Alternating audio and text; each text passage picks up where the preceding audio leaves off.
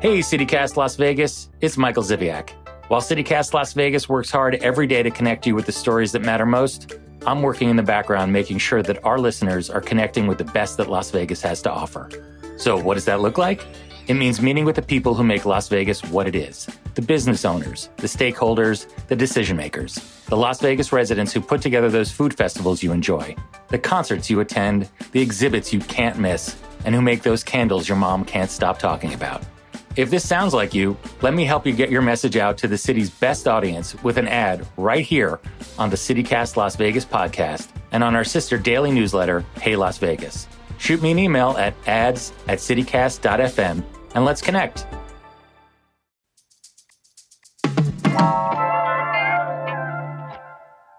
The headlines are saying a high-speed train between LA and Las Vegas is coming. But, okay, that pitch has been bouncing around for at least the past 40 years. But this time, could it be real? Today on CityCast Las Vegas, we talk with Nevada independent reporter Gabby Birenbaum about the Brightline West rail project. We raise issues that will make the most cynical Las Vegan proud, but Gabby lays down the facts as to why Brightline has gotten closer than anyone ever has and what's happening right now that could make it a reality. It's Tuesday, May 30th. I'm Dayvid Figler, and here's what Las Vegas is talking about.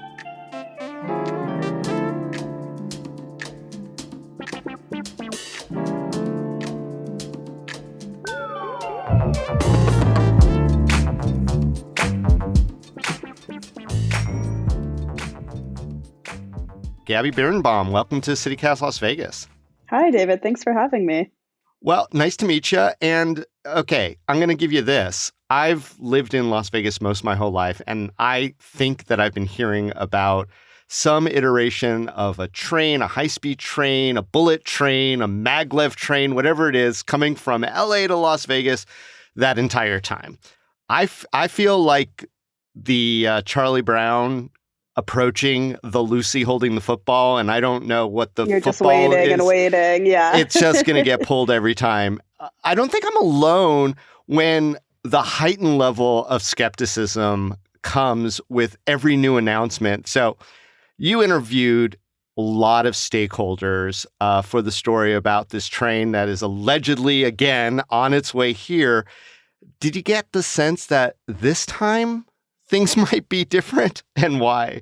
Yeah, no, I mean, you're definitely right. I think it's certainly been a white whale for across several decades for several different, very important people in Nevada. And it's a little bit like, okay, well, if Harry Reid wasn't enough, and if Sig Rogich wasn't enough, and if all these important people couldn't get it done, why should I believe that it can get done now? But exactly. The overwhelming impression I got from, whether it was Tina Quigley, who used to run the RTC, or whether it was the congressional delegation in Nevada, or from people with Brightline itself, it seems to me that there's sort of two things that are animating people's confidence about the situation now, as opposed to in the past. One is that they're much farther along in the sort of permitting process than they ever got before. So whether it was maglev or like the sort of gambler's train to Victorville that people would talk about, this is, except for one final environmental record of decision, I believe, all the permitting is done, all the right-of-ways are done. It's supposed to run in between I-15, so they don't have to acquire various parcels of land from every different county municipality because it's on that median on, highways, which are federally owned and state managed. California high-speed rail, if you've heard about that, that project has been seemingly in the weeds for as long as the Vegas to LA one, where there's a new announcement every year, but nothing happens. This, they really are getting pretty close to, I don't know if we're on a football field, I don't know exactly what yard line, but it seems like they're at least potentially field goal range, I would think, in terms of all the permitting and stuff that needs to get done. And the final piece on here, the permitting part. Oh yeah, for sure. Okay. Permitting part, it seems like they're in the red zone, I would say.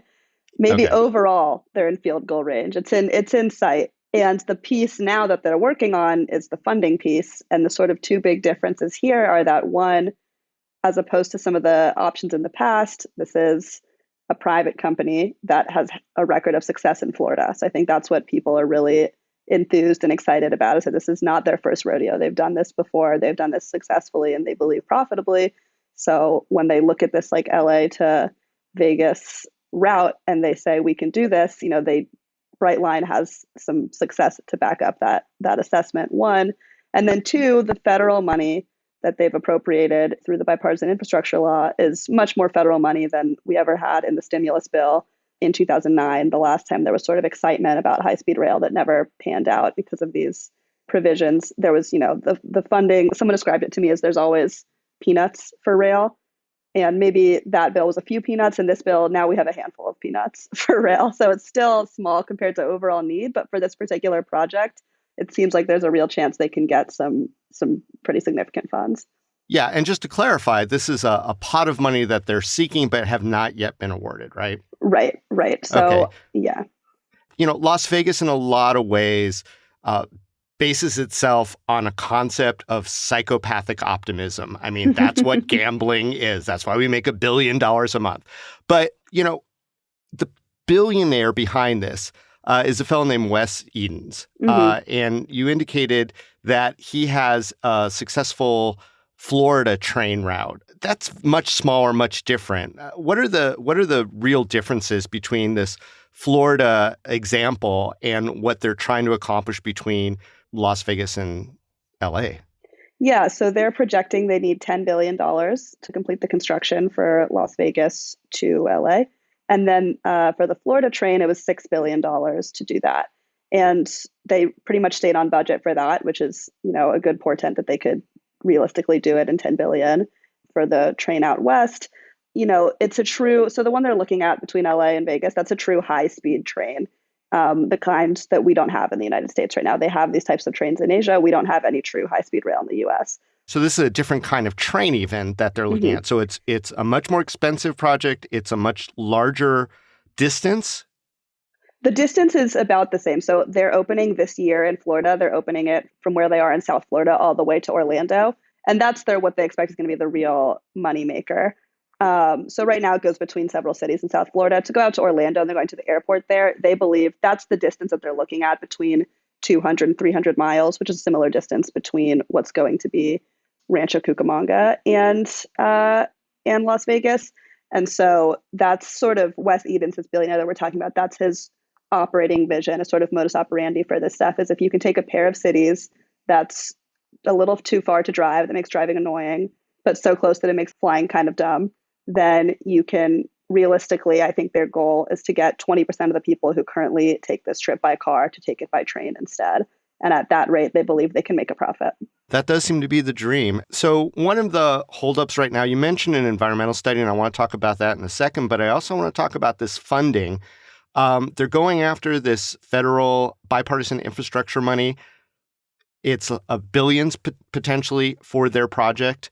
But couldn't someone just argue, why are they even waiting for that? Why couldn't a billionaire simply dip a little further into his own funds or get his own network of Richie Riches together and just not even bother with that? Just keep moving forward if this is really a deal. Yeah, I guess that's a fair question. I think they'd probably say, well, the money's there, so let's apply for it. I mean, this money is appropriated through the bipartisan infrastructure law. There's $10 billion specifically for private companies to apply for to connect intercity rail in areas like the West that are not typical rail corridors. So the money's there. It's pretty much going to be Brightline versus this California high-speed rail project for the funds. It's not like there's tons of companies that are jumping at the opportunity to do this. It takes, we have a bit of a lack of rail expertise in the country just because we haven't relied on or built out rail in such a large way since the advent of the highway in the 50s, right? When they did the interstate highway system. So it's not like there's huge competition for this money, but it is being funded at levels that, was previously unseen. So I think from their perspective, the fact that there's a role for public financing and the fact that I think, Wes Edens certainly has a sort of long-term vision for this project where it's not going to be profitable in the first 1, 2, 3, however many years, but he sees this as being part of the broader transportation future decades down the line. And so in terms of financing for now, when you're financing for a project that is not expected to be profitable until years down the line, I imagine having some level of public funding goes a long way towards convincing investors and whoever else that this is worthwhile. Yeah, and so does it then look like we're only competing with one other entity for that sweet pot of federal money? I think that's what the expectation is. And so basically, there's $6 billion available for funding, and they can't honor both, the Brightline project as well as the California high-speed rail project. They can't honor the full request of both. But I was talking to Dina Titus, who's the congresswoman from District 1.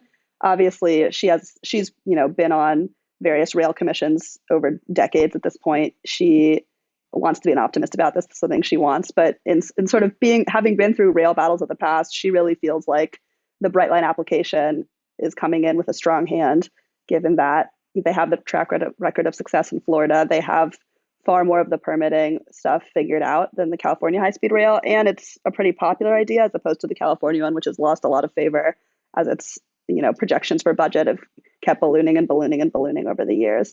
So she feels like with what she saw, and she was in Congress in 2009 when there was that last moment of funding for high-speed rail and people were excited and it didn't pan out. And she really feels like this time is different.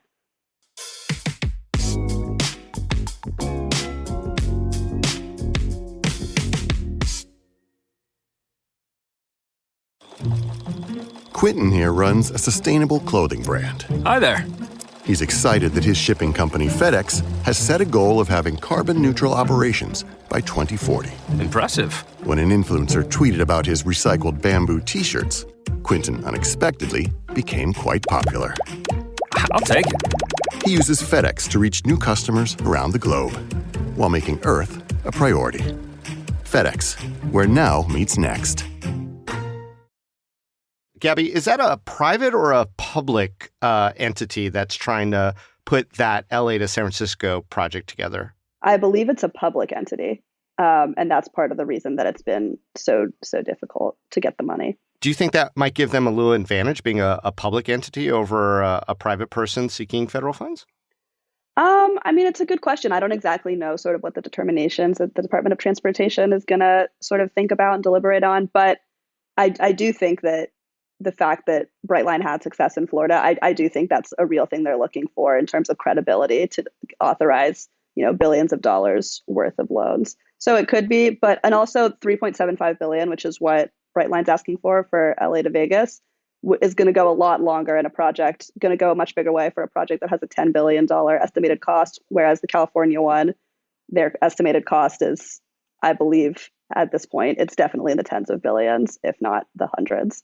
So just the size of the loan for the Brightline project would go a much longer way. And I have to imagine they might weigh that as well.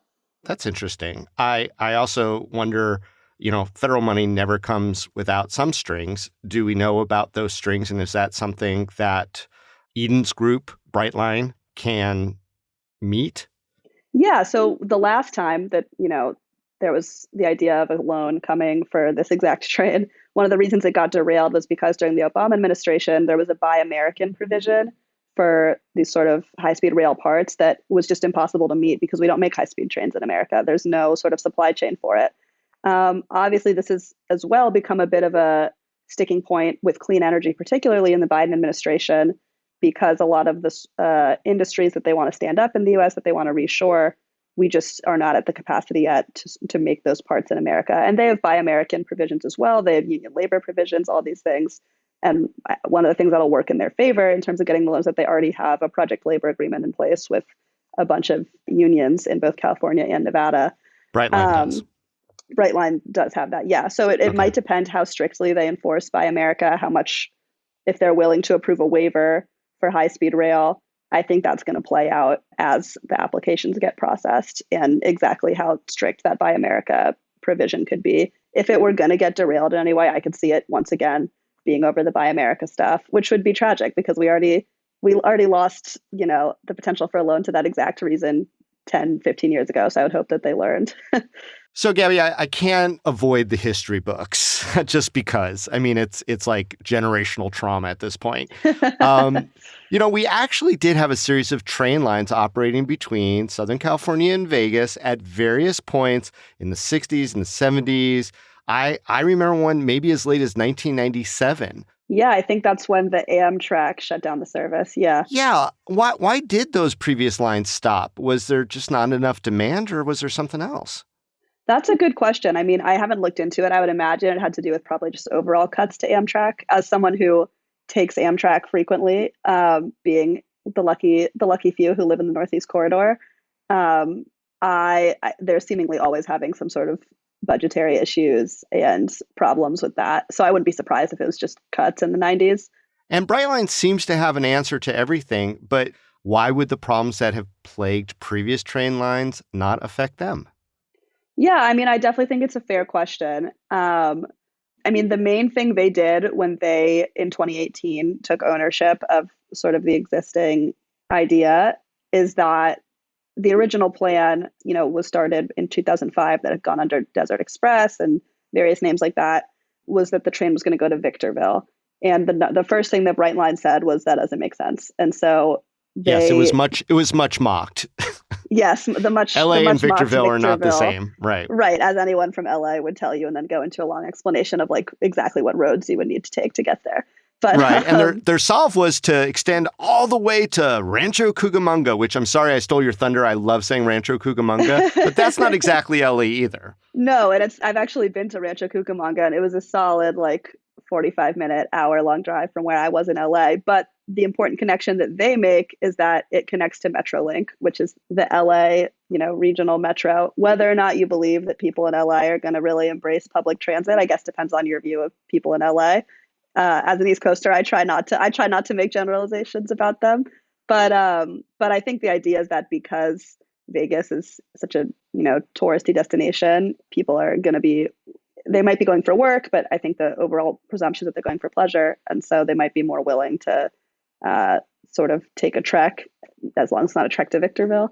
I think about it as a little like I have a friend who lives in Hoboken, so when I go visit, which is in New Jersey, when I go visit her, I take the Amtrak train to New York, then I get off, and then I take the PATH train, which is the local New Jersey train, to go to Hoboken. It's annoying, but if you're committed to it, you can do it. So I think it just depends.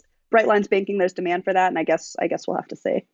And see if the Las Vegans take to that East Coast habit. Although I would imagine taking BART to the Caltrain in the Bay Area would probably be a very similar experience too. It's just something that we've never done as Las Vegans. Right. If there's that sort of appetite for public transit from either, Angelinos or Las Vegans that we definitely have on the East Coast. And we are a special breed. Okay, so we talked a lot about the federal funding, the pool of money that they're competing for and they may or may not get. There's a suggestion that the billionaire is going to be able to go without it, though we prefer not to. What other hard hurdles remain for Brightline West beyond the money? So once we assume the money issue is resolved one way or another, I've never seen a checklist, of these are the things that have to happen. So what are we waiting for after the money? After the money, it's just can they do the construction? And that's no easy task either, because plenty of big infrastructure projects set a timeline for construction, then go way beyond it. And beyond cost too. I mean, let's be real that sometimes that happens. Yep, staying on cost and staying on time, both big challenges. I've been told that both their $10 billion budget and their expected 3.5-year construction are both ambitious, but not out of the realm of possibility, is how it's been described. It's not impossible, but it's ambitious for sure. Yeah. Now, you did mention earlier that there was one environmental consideration that hasn't been resolved yet. Yeah, so they just need one last environmental permit for the last section of the train between Victorville and Rancho Cucamonga. But that's already been through public comment, and it got reported favorably by the federal government, who's in charge of that permitting process. Basically, that they said this looks like it's compatible with environmental concerns and any tribal concerns, that they don't sort of foresee any major issues. So that's a good sign, and that decision is supposed to come out this summer. All right, last question, Gabby. So if somehow this time it's real, the football is kicked, what do you think a high-speed rail line would do for Las Vegas? I mean, I think you really can't understate the potential in a lot of different respects. I mean, the economic boon, this is, if they can just divert, as their goal is, 20% of the people who already come to Vegas to not have to sit in traffic. And who knows how many people that's keeping on any given weekend from not coming because they don't want to sit in traffic. The economic boom from people who are coming in for the weekend, spending money at businesses in Vegas, going to casinos, going to shows, going to dinner, what have you. There's a whole, boon to the economy that comes from that. Jobs, both in the construction, there's going to be, thousands of jobs. And then in the actual just operation of the train, once it's running day to day, those are going to provide steady jobs. And then the environmental benefit is a big draw for people. Like we were talking about, if they successfully can run this train on just green energy, it's both promoting that clean energy. One of the biggest pollution sectors of all pollution comes from transportation. And a huge part of that's just from sitting in your car. One of the worst things you as an individual can do for the environment is sitting in your car, idling in traffic for hours on end. It's not your fault. But if there was a train option and, you can just divert all that pollution coming from cars and get rid of it, that has the potential to be hugely environmentally impactful. Which I guess is why people are so excited about it. And here you are telling us we're just one field goal kick away, so long as we don't get a penalty on that environmental thing, which looks good. Gabby, thank you so much for joining us on CityCast Las Vegas. Thank you so much for having me. I appreciate it.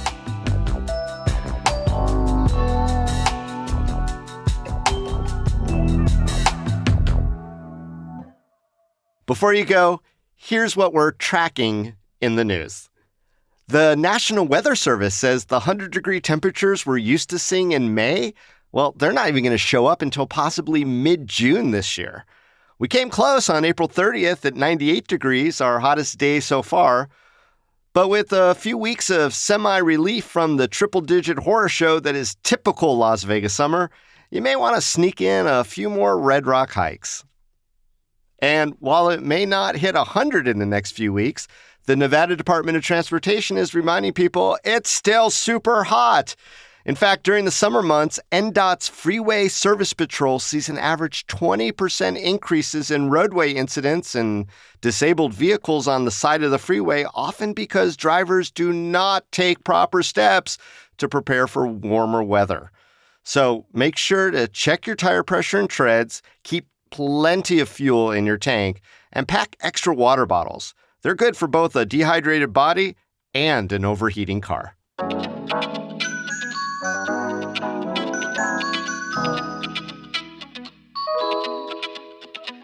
That's all for today here on CityCast Las Vegas. So you think Brightline's going to make it over the finish line? Head over to our social media platforms at CityCast Vegas and tell us yes, no, or ha ha ha ha ha. And if you enjoyed the show, why not tell a friend? Rate the show, leave us a review, and subscribe to our morning newsletter. We'll be back tomorrow morning with more news from around the city. Take care.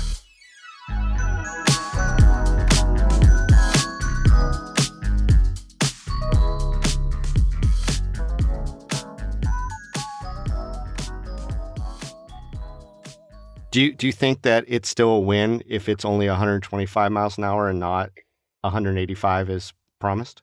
I think any train is a win. I would certainly, when I talk to my coworkers at the Indy who are from Vegas, I feel like people would just be excited if this train in whatever formation finally came to fruition.